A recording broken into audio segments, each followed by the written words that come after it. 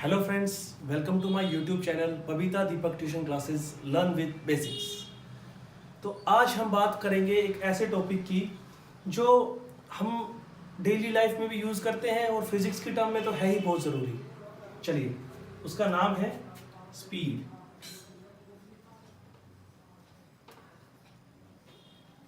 Hope so आप सभी इस टॉपिक से अच्छी तरह वाकिफ़ हैं।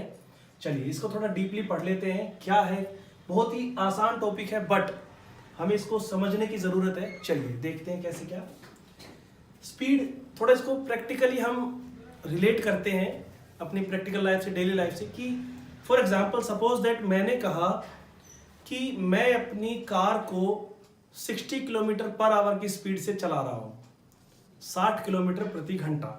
ओके, तो ये 60 किलोमीटर प्रति घंटा क्या है? 60 किलोमीटर पर आवर। ओके, तो आपने देखा है यहाँ पे 60 एक वैल्यू है और ये पीछे यूनिट लिखी हुई है किलोमीटर पर आवर। इसका मतलब क्या है? देखिए, 60 किलोमीटर पर आवर का मतलब है 60 किलोमीटर डिस्टेंस हो गया। ये तो किलोमीटर मतलब डिस्टेंस है और आवर का मतलब है टाइम। तो अगर हम इसको कुछ रिलेट करते तो ऐसा कुछ हुआ कि कुछ टाइम लग रहा है, कोई काम करने में कुछ टाइम लग रहा है। वो काम क्या है? डिस्टेंस। कोई पर्टिकुलर डिस्टेंस ट्रेवल करने में कुछ टाइम लग रहा है, थोड़ा बहुत टाइम जो भी है, कोई पर्टिकुलर डिस्टेंस ट्रेवल करने में कुछ टाइम लग रहा है and that is called its speed. Okay, चलिए अब हम इसको थोड़ा सा इसकी डेफिनेशन के अकॉर्डिंग लिखते हैं। तो कैसा क्या कुछ लिखा जाएगा? Speed is defined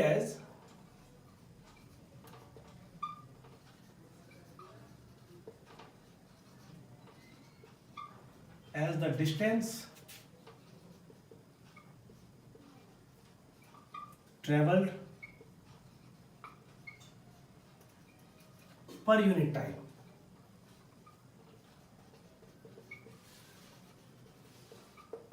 Okay, speed is defined as the distance traveled per unit time. अब डिस्टेंस ट्रेवल्ड तो ठीक है कि भाई जितना डिस्टेंस ट्रेवल किया है, पर यूनिट टाइम का मतलब क्या है? जैसे भी मैंने कह दिया कि 60 किलोमीटर पर आवर एक कार ट्रेवल कर रही है 60 किलोमीटर पर आवर। मैं ये भी तो कह सकता हूँ कि भाई अब मुझे पता नहीं है 60 किलोमीटर पर आवर। मैं ये भी तो कह सकता हूँ एक कार ट्रेवल कर रही है 500 किलोमीटर इन 5 आवर। ये भी तो स्पीड ही हुई उसकी, भाई 5 घंटे में 500 किलोमीटर चल रही है।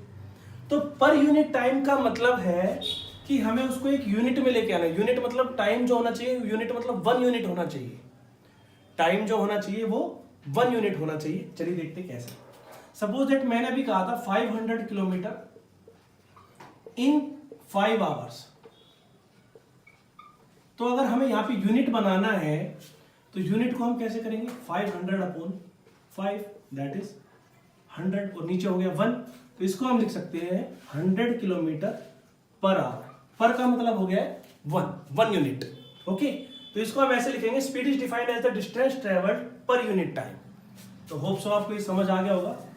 अब इसकी हम फॉर्मूला लिखते हैं स्पीड इज इक्वल्स टू, जैसे कि बताया था, distance upon time. Distance upon time. अब यहां से ही हम इसकी यूनिट का पता लगा सकते हैं। कैसे? देखिए, स्पीड की यूनिट पता लगानी है हमें। डिस्टेंस की यूनिट क्या होती है? मीटर भी हो सकती है, किलोमीटर भी हो सकती है, और टाइम की सेकंड भी और आवर भी। हालांकि अब हम एसआई यूनिट की बात करेंगे तो इसकी आएगी मीटर पर सेकंड। ये बहुत ही नॉर्मल चीज है। एसआई यूनिट क्या होती है, सीजीएस क्या होती है। किलोमीटर पर आवर में भी लिख सकते हैं, स्पीड लिखा जाता है kilometre per hour. Long distances के लिए लिखा जाता है किलोमीटर पर आवर। और यहाँ पे वैसे हम नॉर्मल लिख सकते हैं metre per second. Small distances के लिए, एवरेज के लिए, तो उसकी एसआई यूनिट जो है that is SI unit of speed is metre per second. अच्छा, एक चीज और जो यहाँ पे नोट करने वाली है कि 2 क्वांटिटीज होती है, स्केलर क्वांटिटी और वेक्टर क्वांटिटी। तो आप यहां पे देख रहे हैं मैंने कहीं पे भी डायरेक्शन का जिक्र नहीं किया है। इस पूरे केस में डायरेक्शन इन्वॉल्व नहीं है, और जिसमें डायरेक्शन इन्वॉल्व नहीं होती है that is called scalar quantity.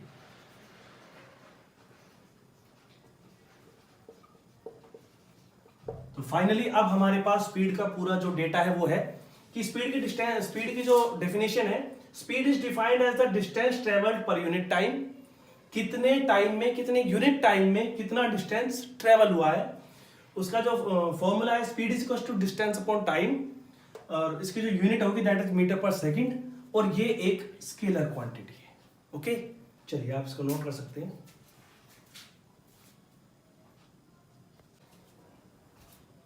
चलिए अब अगली ही क्वांटिटी के साथ हम कंटिन्यू करते हैं, एक ऐसी ही क्वांटिटी जिसको हम स्पीड से कंपेयर कर सकते हैं, बस अ लिटिल बिट डिफरेंस, थोड़ा बहुत। चलिए देखते हैं, और उसका नाम है वेलोसिटी। ओके, तो चलिए अब इसको फिर हम प्रैक्टिकली जोड़ते हैं। तो कैसा क्या कुछ कहते हैं कि मैंने कहा था स्पीड को कि कोई भी कार 60 किलोमीटर पर आवर की स्पीड से चल रही है, ठीक है। बट अगर मैं इसी के साथ ये जोड़ दूं, देखना ध्यान से देखना, कि मैं 60 किलोमीटर पर आवर की स्पीड से रेवाड़ी से दिल्ली की तरफ जा रहा हूं, रेवाड़ी से दिल्ली जा रहा हूं। तो यहां पे जो नोट करने वाली बात है, रेवाड़ी से दिल्ली, मतलब पर्टिकुलर ये कोई हमें स्पेस बता दिया गया है, कोई डायरेक्शन बता दी गई है कि भाई इस डायरेक्शन में मैं इतना चला हूं, बस यही है वेलोसिटी। चलिए इसको देखते हैं कि the distance traveled per unit time in a particular direction।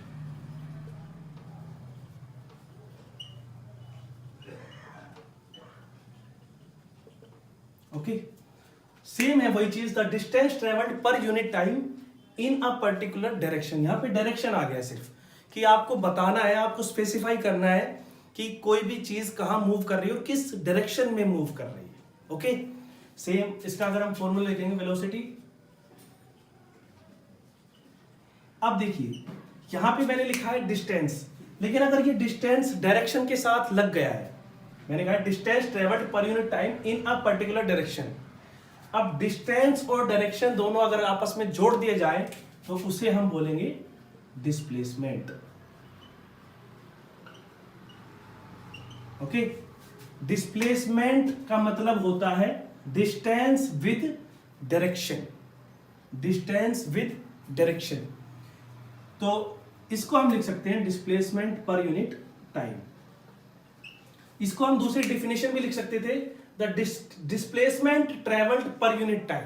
फिर यहां पे हमें डायरेक्शन लिखने की जरूरत नहीं थी, क्योंकि डिस्प्लेसमेंट का मतलब है अंडरस्टूड है कि वो डायरेक्शन बताया गया है इसमें। ओके, सेम वही, इसकी भी unit metre per second. Okay, अब हम ये कह दें कि भाई डिस्प्लेसमेंट और डिस्टेंस में फर्क क्या है, जो हमने अलग किया है। भाई डायरेक्शन ठीक है, लेकिन इसका मैथमेटिकली कुछ, तो हम ये कहेंगे कि मैंने कहा था कि मैं दिल्ली से रेवाड़ी गया, बट रेवाड़ी से दिल्ली गया और दिल्ली से वापस रेवाड़ी आया, वापस, तो वापस का मतलब हो गया उसकी डायरेक्शन अपोजिट हो गई है, तो उसके लिए हम करेंगे नेगेटिव साइन यूज। ओके, तो यहां पे एक चीज पता लगी आपको कि उसमें डायरेक्शन का, स्पीड में डायरेक्शन का कोई इन्वॉल्वमेंट नहीं था, तो ऑब्वियसली बात है हम यही कहेंगे कि भाई मैं 5 किलोमीटर उधर गया, मैं 10 किलोमीटर गया, मैं 20 किलोमीटर, नेगेटिव का कुछ था नहीं। बट अगर मैं डिस्प्लेसमेंट कहूं, मैं रेवाड़ी से दिल्ली गया और दिल्ली से वापस आया, तो वापस का मतलब है कि नेगेटिव साइन, नेगेटिव डायरेक्शन में आया, वापस उसी डायरेक्शन में नेगेटिव। तो यहां से हमें एक बात पता लगी कि ये जो वेलोसिटी है नेगेटिव भी हो सकती है, पॉजिटिव भी हो सकती है और जीरो भी हो सकती है। कैसे? देखिए कि डिस्प्लेसमेंट अगर कोई डिस्प्लेसमेंट, जैसे देखो मैं रेवाड़ी से दिल्ली गया और वापस रेवाड़ी आ गया, तो इसमें डिस्प्लेसमेंट तो कुछ हुआ ही नहीं, जीरो हुआ है। डिस्टेंस का मतलब है टोटल डिस्टेंस जितना ट्रेवल किया है, तो मींस हम ये कहेंगे कि ये जीरो भी हो सकता है, क्योंकि डिस्प्लेसमेंट जीरो हो गया, टाइम कुछ भी हो जीरो। तो यहाँ पे ये होता है, इसकी जो यूनिट है मीटर पर सेकंड, नेगेटिव भी हो सकता है। लेकिन एक बात का ध्यान रखना है आपको कि नेगेटिव साइन का मतलब ये नहीं है कि कोई भी आदमी नेगेटिव में चला होगा, नेगेटिव तो कोई वैल्यू होती नहीं है। तो आप यहाँ पे ये बता सकते हैं कि नेगेटिव साइन का सिर्फ मतलब ये है कि जो इंसान कहीं पे जो भी ऑब्जेक्ट चला है उसकी डायरेक्शन अपोजिट हो गई है, दैट इज नेगेटिव साइन। और जैसे कि मैंने कहा है कि इसमें डायरेक्शन इन्वॉल्व है, तो ये हो गया हमारे पास वेक्टर क्वांटिटी।